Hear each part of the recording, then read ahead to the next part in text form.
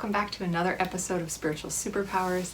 Today we thought we would plan to talk to you a little bit about moons and moon cycles because we have just entered into eclipse season and we just had a full moon lunar eclipse, and so we're going to talk to you a little bit about it. We're both not experts in astrology, but as a witch I follow the moon cycles.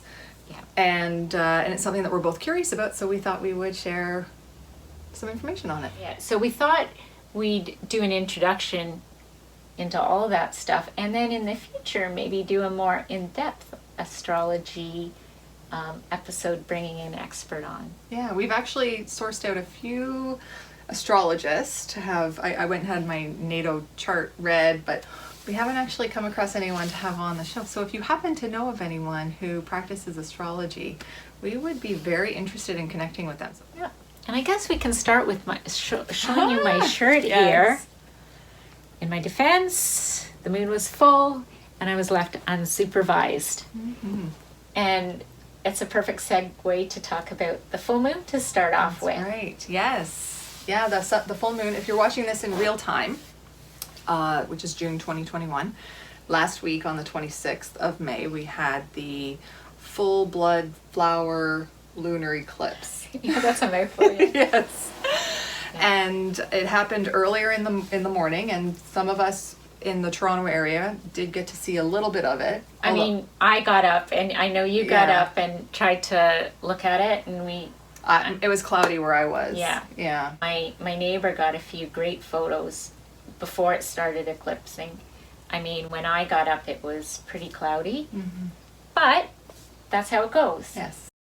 Right. Yeah. So, but let's talk about full moons in general and what they mean. I think if you talk to anyone in the EMS field, like doctors and nurses and in emergency rooms as well, they will tell you that without a doubt, there's something to a full moon. Oh, yeah. Whether they believe it or not, they just can tell. Right, yeah. First responders I always hear them say, like police officers or ambulance attendants, that they have their busiest time when the full moon is around. Yeah. Yeah. And I think if you're sensitive to energy, you'll notice some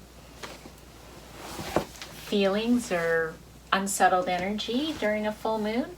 But I think in general, what a full moon means to me is clearing things out of your life that don't serve you anymore.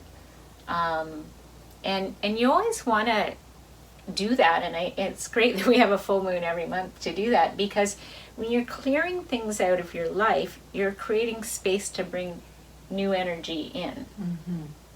So I kind of always look forward to a full moon. I put my crystals out on the windowsill, and it's great for clearing your crystals.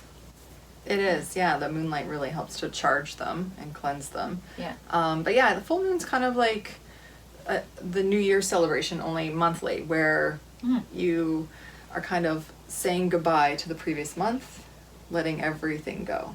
Or at least you have 2 weeks to open up space and cleanse the area in your field and in your home or wherever it is. Like, you're not starting new projects at that time. Right. You're tying up loose ends, you're finishing everything as it leads into the new moon. And I think I do the crystal thing every full moon, but there are some other rituals that you can do. If there's something you really, really want to release from your life, say there's just some negative energy surrounding a certain situation, I mean, what a basic ritual you can do around a full moon is write it all out on a piece of paper, right? And then you do this around the full moon. You can tear it up, you can burn it, and just use the releasing energy of the moon to help, yourself get rid of that energy. But when you write things down, there's a greater sense of intention, and when you burn it, there's a greater sense of intention. So those are great things to do. Have you done anything like that? Yeah, I actually have paper that is purposeful for lighting on fire, because it kind of just floats away. So I will write things down, light it on fire, and I do practice the fire with specific, maybe colored candles and that type of thing, based on what I'm trying to release. And yeah, I find it's really helpful on like a mental, emotional, and an energy state. And it just feels good doing it in the full moonlight. Yeah. Okay, well, let's talk about new moons. Yes. Now, new moon is when there is no moon in the sky. Yeah. Yeah. So you can't see the new moon. But that is a time of starting new projects, bringing in the new, moving forward with life, and creating and manifesting what you might want to do in the next phase. Yeah, so again, you know, the full moon allows you to release, create that space, and then when it's time, the time of the new moon, you bring the new energy in. So, yeah, lots of opportunities to do that every month, right? Yeah, and you can also do rituals in that way as well, where you can write down exactly what you plan to work on in the next month or the next 6 months, because each moon has a partner 6 months later, or of course starting a full year if you wanted to do one in January. It's a good time to set your intention. You can write it down, you can bury it in the moonlight or in the new moon in the ground to create that kind of growth. Sort of like planting a seed. Exactly. Yeah, there's lots of different ways that you can set intention on a new moon to create something new. Yeah. So I think what I pay attention to most are the full moons and the new moons, and one other astrological event, which is Mercury Retrograde. Yes. Yes. Lots of buzzwords around Mercury Retrograde, and you know, you hear it's Mercury Retrograde and everyone's like, oh no, you know, or another t-shirt that we have is in the making is talk to me when Mercury is out of retrograde. Yeah, because everything, I don't know if you've noticed, but a lot of people feel like everything goes wrong, or you have a lot of bad luck, or things just don't go according to plan. And I think that's because Mercury is a planet of communication. So the glitches that usually happen are communication glitches and technology glitches. That's why people notice it so much versus other planets when they go retrograde, right? Yeah, because Mercury does go retrograde usually 3 times in a year. And it just went retrograde the other day. So we're in retrograde. We're in retrograde right now. So hopefully this video goes according to plan.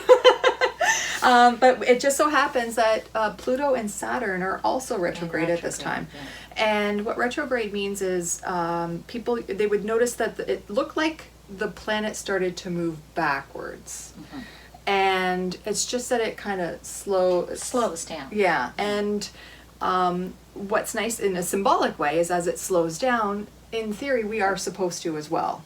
So having this time with not only Mercury is retrograde, but the 2 other planets in retrograde, it's a good time for us to slow down, be kind to ourselves, go inward, you know, be still, be silent, all that woo-woo talk.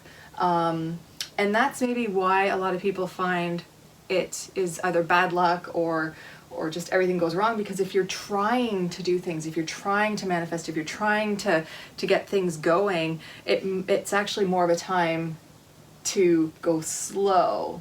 So the universe is literally slowing you down. And it'll feel like sabotage at some points, but it's actually a good thing. It's a good time of the year to give yourself a break. Yes. Yeah. So now you know a little bit more about Mercury retrograde. So the other thing we want to talk about, because if you're watching this in June 2021, we are in the middle of eclipse season. And you know, if you're watching this video when we release it, there will have been the lunar eclipse that we talked about in the intro last week, and on June 10th next week is a solar eclipse. Yeah, so similar to, you know, the moon energy, lunar eclipses are really good for releasing things and releasing energy and that sort of thing, but to a like heightened degree, right? Yes. Yeah. Releasing on steroids. Yeah. And then the solar eclipses are a little different. It's near the time of the new moon.